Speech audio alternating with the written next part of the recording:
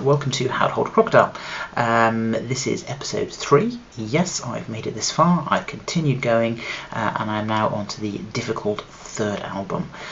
So we'll see how that goes later on. Firstly, thank you to everybody that watched the last couple of videos. Much appreciated.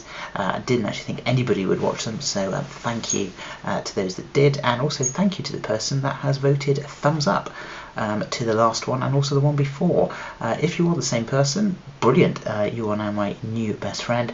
If you are different people, maybe get together and both of you vote, so I can have 2 thumbs up for this one, if you like it, of course. If not, thank you very much. I hope you're enjoying what I'm doing. It obviously shows that people are watching, and yeah, it's a real confidence booster for myself, so perfect, thank you.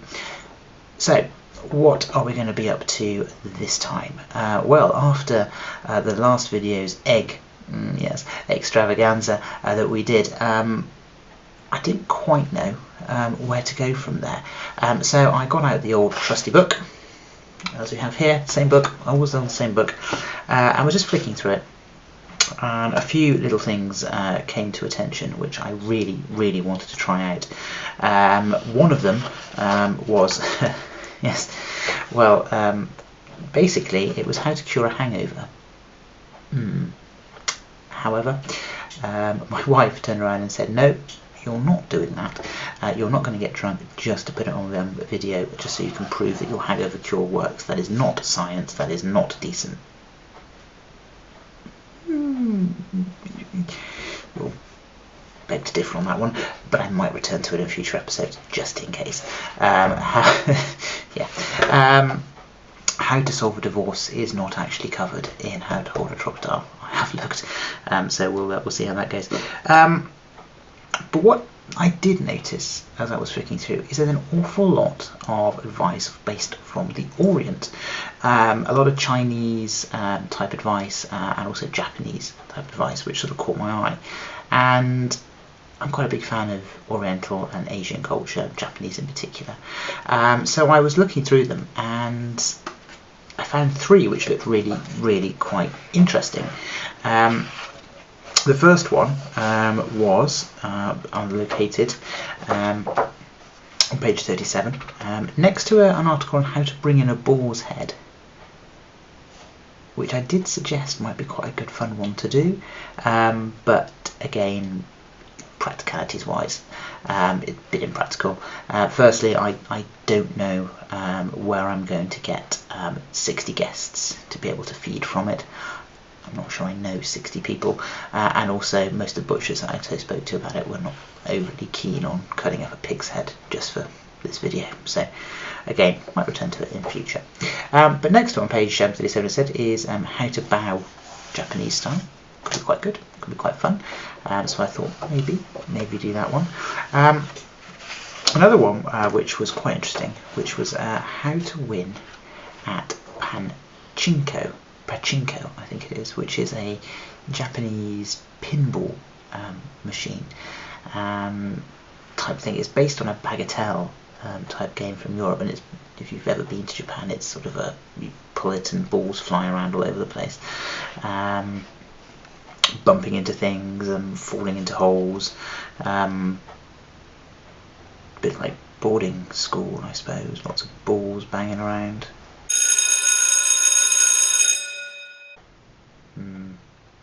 Maybe. But in order to properly demonstrate that, I need a bagatelle machine or a field trip to Japan, neither of which are going to happen in this current climate. So we'll see how that one goes. Another one was how to keep storms away at sea. Yeah. Very easy, apparently. All I need is a boat, a sea, a crew, and a tortoiseshell cat. Yeah. I mean, landlocked Bracknell. I'd need that one every day, really, I suppose, wouldn't I? But there we go. Apparently, if you have one of these tortoiseshell cats on your boat, according to Japanese folklore, they will keep bad storms away. and also frighten away demons. Yeah, I mean, makes perfect sense to me. What sailors on a boat praying for pussy.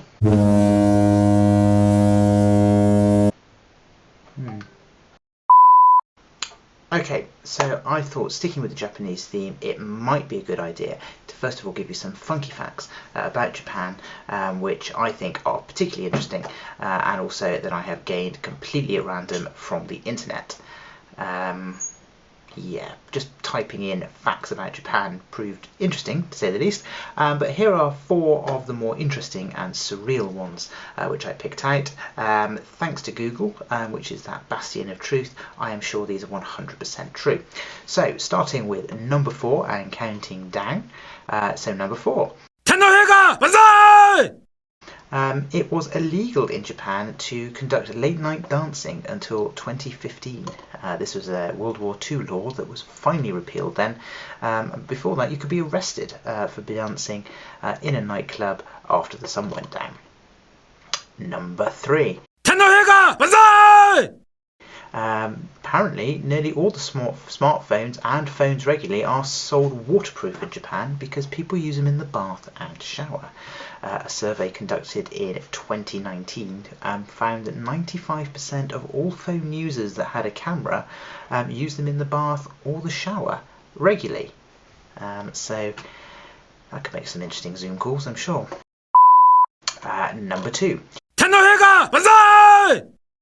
Japan is an island nation and is comprised of 6,852 islands, making it the largest East Asian island country and the 4th largest island nation in the world. So there you go. And number 1. So in at number 1, yes, I'm struggling to believe this as well, but there you go.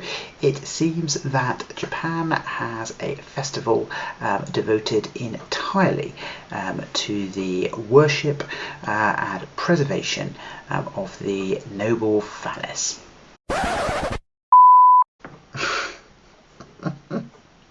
Why?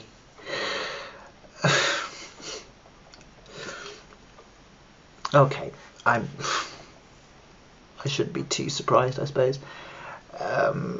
Especially not after last month's eggs in boys' urine. Even so.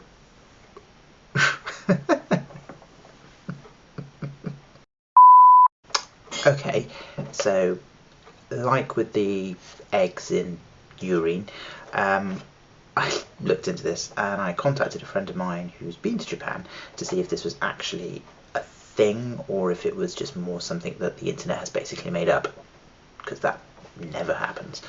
And he sent me via Twitter, oddly, some information on this particular festival, and it is a Shinto festival known as the Kanamara Matsuri, which literally translates as the Festival of the Steel of Phallus.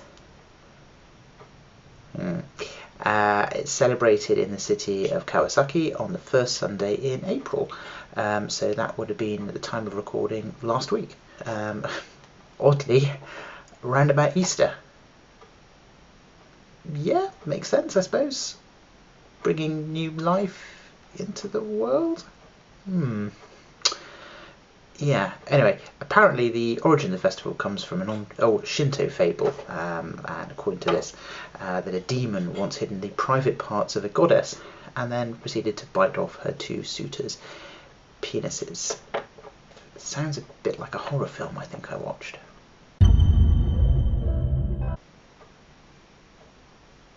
Have to check that one out. Apparently after that the blacksmith created an iron phallus which then broke the demon's teeth and caused it to flee.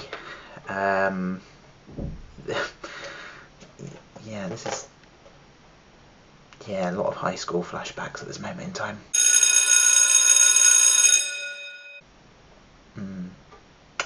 Anyway, the shrine is a haven for prostitutes and people suffering from STIs who go there to seek prayer and protection. It's also an LGBTQ plus friendly event and promotes inclusiveness.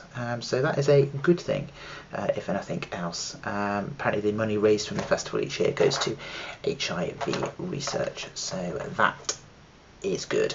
But yeah, real thing. Check it out. Right, so on to what we're actually going to do this episode. So as I mentioned earlier, I thought about doing quite a simple one this time round. The one I did last month was a little bit too long, I think, so I need to just refine my process. So with that in mind, I have decided to concentrate on how to bow Japanese style. Yeah. So this shouldn't take too long. So without further ado, I am now going to teach you all how to bow professionally like a Japanese person. Okay. Okay, to start with, you assume a fully erect position with your hands and palms facing down and inwards on the thighs. My God, I'm fat. Okay, there we are. From that position, you then adopt a quick, snappy 20-degree bow at the waist. Assume that position for a few moments before clearly snapping back to a fully erect and upright position. And that, ladies and gentlemen, is how you bow Japanese style.